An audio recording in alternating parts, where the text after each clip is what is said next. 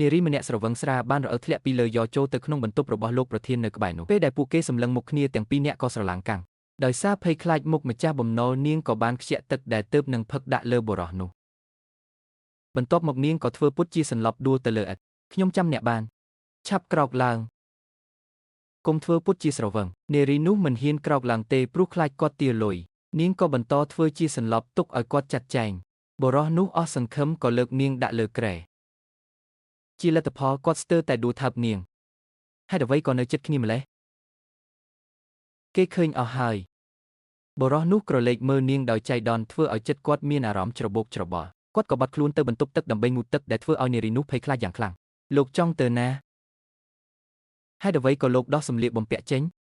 នារីនោះបានឮតាមទូរស័ព្ទថានឹងមានបុរសម្នាក់ទៀតមកនាងក៏គិតផ្ដេសផ្ដាសនាងបានស្រមៃរឿងជាច្រើនតែបុរសនោះគ្រាន់តែហៅជំនួយការមកសួរនាំប៉ុណ្ណោះពេលជំនួយការចូលមកដល់ក៏ស្រឡាំងកាំងចៅហ្វាយរបស់គាត់ដែលតែងតែមិនចូលចិត្តនារីស្រាប់តែមានស្រីស្អាតនៅក្នុងបន្ទប់គាត់ក៏ញឹមហើយនិយាយលេងនាងជានរណាខ្ញុំស្គាល់នាងទេគឺជាអ្នកដែលបង្កបញ្ហាឲ្យខ្ញុំ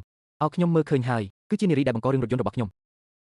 គឺនាងសោះចឹងខ្ញុំមិនចាំបាច់ទារលុយពីនាងទៀតទេលោកចង់មានន័យថាម៉េចឆ្លៀតពេលពួកគេកំពុងនិយាយគ្នានារីនោះក៏ប្រញាប់កាន់សម្លៀកបំពាក់រត់ចេញទៅតាមពិតទៅអ្នកគ្រប់គ្រងបានអញ្ជើញនាងមកធ្វើការវិញដើម្បីផ្គប់ចិត្តភ្ញៀវពិសេសមិនត្រឹមតែដំឡើងតំណែងនិងប្រាក់ខែទេថែមទាំងឲ្យនាងទទួលបន្ទុកលើភ្ញៀវ VIP ទៀតផងគ្រាន់តែតម្រូវឲ្យនាងនៅចាំទទួលបញ្ជា24ម៉ោងលើ24ម៉ោងដើម្បីអាចសងបំណុលបានឆាប់នាងជំពាក់បំណុលគេយ៉ាងច្រើនទើបត្រូវទ្រាំរស់ទាំងលំបាកបុរសនោះគ្រាន់តែដឹងថានាងជាអ្នកវីឡានរបស់គាត់តែមិនដឹងថានាងជាចុងភៅដែលគាត់តែងតែនឹកនោះទេរហូតដល់ថ្ងៃមួយមានម្ហូបប្លែកមួយមុខបានដាក់នៅលើតុគាត់មើលរូបរាងរបស់វាហើយមានអារម្មណ៍ថាធ្លាប់ឃើញពីមុនមក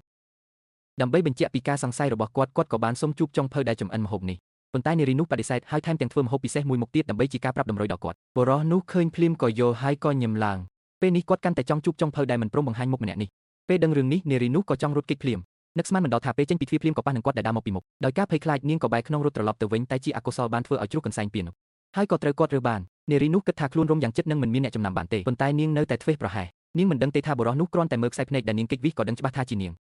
ឈប់បែរមកសុំទោសខ្ញុំច្រឡំមនុស្សហើយនេះជារបស់ដែលអ្នកជួយយកឲ្យខ្ញុំមែនទេអរគុណមិនអីទេនារីនោះទើបដឹងខ្លួនថានាងបែកការធ្វើឲ្យនាងខឹងរហូតរាំនៅនឹងកន្លែងថ្ងៃបន្ទាប់នាងបេះស្បៃបណ្ដាគិតក្នុងចិត្តបណ្ដាតើគាត់ចំណាំខ្ញុំបានទេឬក៏អត់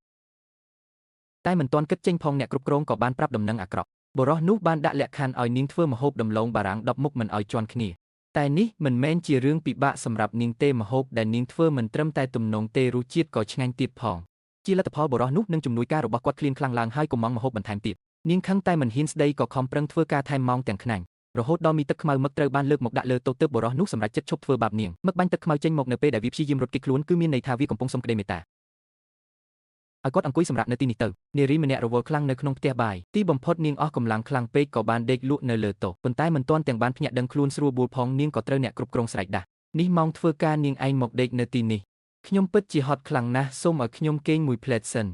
អ្នកគ្រប់គ្រងមិនយល់ចិត្តនាងទេហើយប្រាប់ឲ្យនាងទៅស្រូបខ្យល់អាកាសខាងក្រៅឲ្យស្វាងនាងក៏បានដើរទាំងស្វាងទៅកាន់សួនច្បារហើយចាប់អារម្មណ៍នឹងតុកតាទេវតាទ្របដ៏ធំមួយនាងភ្លេចទុកកង្វល់របស់នាងភ្លាមហើយចាប់ផ្ដើមធ្វើត្រាប់តាមកាយវិការរបស់តុកតាបន្ទាប់មកនាងបានឃើញតុកតាមួយទៀតកំពុងដេកនៅក្បែរនោះអ្នកឯងក៏កុំដេកដែរក្រោកឡើងសូមអបអរសាទរពេលនេះអ្នកស្ថិតនៅក្រោមការគ្រប់គ្រងរបស់ខ្ញុំហើយ